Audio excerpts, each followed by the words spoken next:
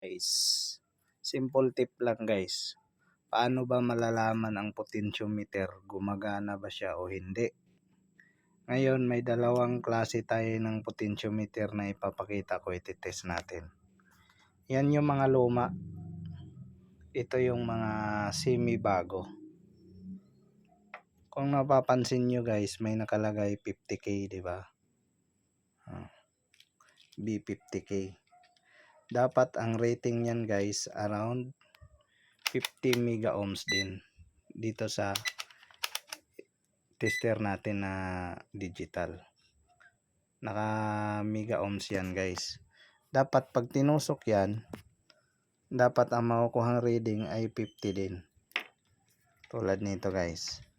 Itong semi bago pa. Gamit na to pero meron pa rin guys 50, di ba? Ayan yan o. Ayan o, tinitest ko. Wala kasi akong cameraman eh. Ayan, nakahawak sa camera yung isang kong kamay. O, 50. So, ibig sabihin, good pa to guys. Ngayon, titis natin tong kinakalawang na. Talagang sira ang sira na.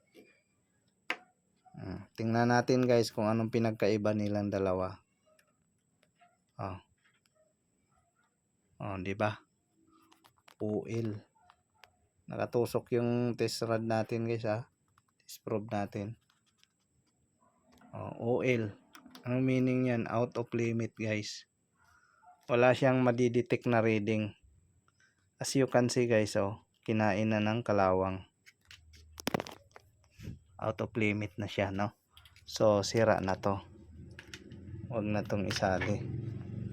Ayun yung mga gamit na pwede pa. May mga palo pa sa reading guys. Ito siya, brand new, hindi pa nagamit. Tingnan nyo guys kung 100 nakalagay guys, no? B100K. Tingnan mo sa tester guys. Kasi hindi pa siya nagagamit talaga.